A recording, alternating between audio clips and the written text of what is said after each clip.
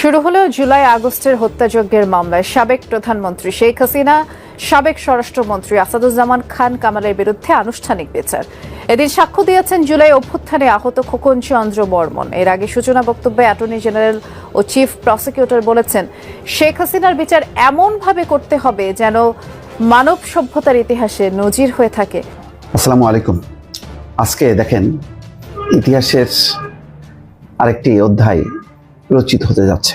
সেটি নিঃসন্দেহে একটা কালো অধ্যায়, একটা কালো যুগের অবসানের পর একটি কালো অধ্যায় রচিত হতে যাচ্ছে শেখ হাসিনাকে ঘিরে।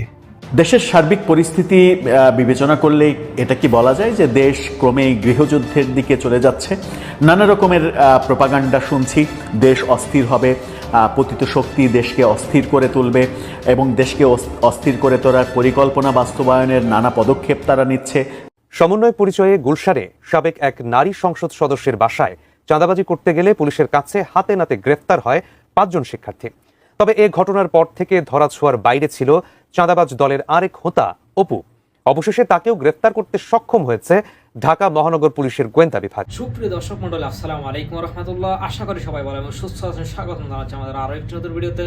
সুপ্রিয় দর্শক মন্ডলী, বর্তমান রাজনীতি আলোচনার প্রেক্ষাপটে বেশ কয়েকটি গুরুত্বপূর্ণ ভিডিও ও বেশ কয়েকজন রাজনীতি ব্যক্তিত্ব ও জনপ্রিয় ইউটিউবারের বক্তব্য নিয়ে আজকের এই ভিডিও।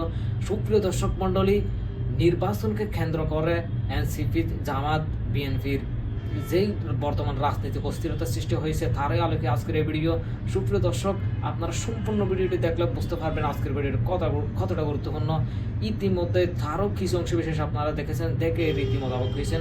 সুপ্রিয় দর্শক মণ্ডলী, আপনাদেরকে অনুরোধ জানাবো সম্পূর্ণ ভিডিওটি দেখে আপনার মূল্যবান মন্তব্য কমেন্ট বক্সে জানানোর জন্য। তাহলে আসুন আমরা সেই বিস্তারিত আলোচনা দেখে মুভ করি। তার আগে আপনাদের প্রতি ছোট্ট একটা রিকোয়েস্ট, আমাদের চ্যানেলে এখনো যারা নতুন, চ্যানেলটি সাবস্ক্রাইব করে, লাইক করে, শেয়ার করে আমাদের সাথেই থাকুন। তাহলে চলুন আমরা সেই বিস্তারিত আলোচনা দেখে মুভ করি। শুরু হলো জুলাই আগস্টের হত্যাযজ্ঞের মামলায় সাবেক প্রধানমন্ত্রী শেখ হাসিনা, সাবেক স্বরাষ্ট্রমন্ত্রী আসাদুজ্জামান খান কামালের বিরুদ্ধে আনুষ্ঠানিক বিচার। এদিন সাক্ষ্য দিয়েছেন জুলাই অভ্যুত্থানে আহত খোকন চন্দ্র বর্মন। এর আগে সূচনা বক্তব্যে অ্যাটর্নি জেনারেল ও চিফ প্রসিকিউটর বলেছেন, শেখ হাসিনার বিচার এমনভাবে করতে হবে যেন মানব সভ্যতার ইতিহাসে নজির হয়ে থাকে। সর্বোচ্চ শাস্তির আবেদন জানান তারা। মাথায় নেই হেলমেট, শরীরে নেই বুলেট প্রুফ জ্যাকেট। আসামি থেকে রাজসাক্ষী হওয়ার পর প্রথমবারের মতো এভাবেই আন্তর্জাতিক অপরাধ ট্রাইব্যুনালে হাজির করা হয় সাবেক আইজিপি চৌধুরী আব্দুল্লাল মামুনকে। ন্যায় বিচার প্রতিষ্ঠা করতে যে এতগুলো মানুষের মৃত্যুর মধ্য দিয়ে যে বাংলাদেশ আমরা পেয়েছি। এদিন শেখ হাসিনা, আসাদুজ্জামান খান কামালের বিরুদ্ধে সাক্ষ্য গ্রহণ শুরুর আগে সূচনা বক্তব্য দেন রাষ্ট্রের সর্বোচ্চ আইন কর্মকর্তা। বলেন, বিশ্বের স্বৈরাচারদের সমিতি করা হলে শেখ হাসিনা হতেন সেই সমিতির সভাপতি। পৃথিবীর ইতিহাসে এরকম স্বৈরাচারের জন্ম হয়নি। আমরা মনে করি যদি স্বৈরাচারদের কোনো সমিতি করা হয় তাহলে আজকে যে স্বৈরাচারের বিচারের মুখোমুখি এই রাষ্ট্র করেছে, যে খুনের বিচারের মুখোমুখি করেছে, সেই সমিতির সভাপতি হতে পারে।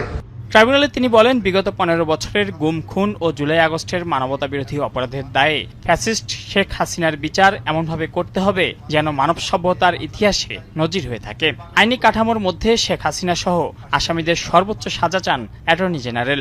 বাংলাদেশের মানুষের জন্য, গণতন্ত্রের জন্য, বাংলাদেশের আগামী প্রজন্মের বসবাস করে দেওয়ার জন্য এমন একটি ন্যায় বিচার প্রতিষ্ঠা করা দরকার যে সমাজে খুনের রাজনীতি বন্ধ হবে। সূচনা বক্তব্যে চিফ প্রসিকিউটর বলেন, শেখ হাসিনা সহ আসামিদের বিরুদ্ধে অকাট্য প্রমাণ রয়েছে, পার পাওয়ার কোনো সুযোগ নেই। বিচার চলাকালে আমরা প্রমাণ করব যে আসামিরা তাদের কার্যকলাপের মাধ্যমে এমন ভয়াবহ অপরাধ সংগঠিত করেছে যা বিশ্ব বিবেককে নাড়া দিয়েছে। আমাদের গুরু দায়িত্ব হলো এই অপরাধের জবাবদিহিতা নিশ্চিত করা এবং আগামী প্রজন্মের জন্য ন্যায় ভিত্তিক এক নিরাপদ ভবিষ্যৎ রচনা করা। এই বিচার অতীতের হিসেব মেটানো নয়, বিচার বিভাগের উপর জনগণের আস্থা পুনরুদ্ধারের একটি প্রক্রিয়া বলে উল্লেখ করেন তাজুল ইসলাম। এই মামলাটি শুধুমাত্র নির্দিষ্ট অভিযোগের নিষ্পত্তির জন্যই গুরুত্বপূর্ণ নয়, বরং ন্যায় বিচার, গণতন্ত্র ও মানবিক মর্যাদার সেই মূল্যবোধকে প্রতিষ্ঠার জন্য গুরুত্বপূর্ণ, যা জাতীয় ও আন্তর্জাতিক আইনের কেন্দ্রবিন্দু। সূচনা বক্তব্য শেষে শুরু হয় সাক্ষ্য গ্রহণ। শেখ হাসিনার মামলায় প্রথম সাক্ষী হিসেবে ট্রাইব্যুনালে সাক্ষ্য দেন গুলিতে মুখ ঝাঁঝরা হওয়া খোকন চন্দ্র বর্মন। আসসালামু আলাইকুম।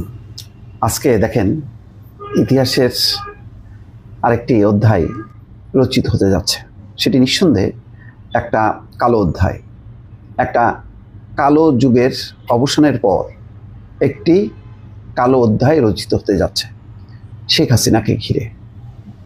শেখ হাসিনার বিরুদ্ধে সূচনা বক্তব্য চলছে, ট্রাইব্যুনালে বিচার কাজ সরাসরি সম্প্রচার।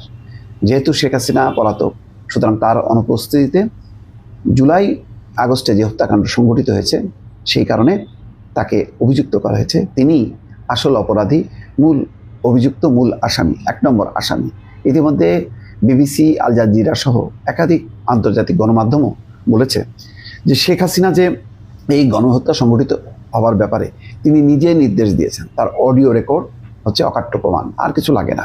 ওই যে আগে তিনি অনেক ভুয়া মামলায় বিএনপি জামাত নেতাদেরকে আসামি করতেন না, যে নির্দেশদাতা হিসেবে, তার কোনো প্রমাণ নেই, কিন্তু এটার একটা দালিলিক প্রমাণ আছে। সেই প্রমাণ শুধু আমাদের দেশীয় যারা বিচার কাজের সাথে যুক্ত বা বিভিন্ন আইন প্রয়োগকারী সংস্থা তাদের কাছেই না, আন্তর্জাতিকভাবে প্রমাণিত হয়েছে।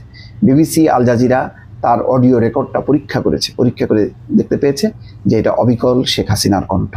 সেই কণ্ঠে ধ্বনিত হয়েছে হত্যা করো, যাকে সামনে পাবে তাকেই গুলি করো, কারণ তাকে ক্ষমতায় থাকতে হবে, ক্ষমতা তিনি ছাড়বেন না।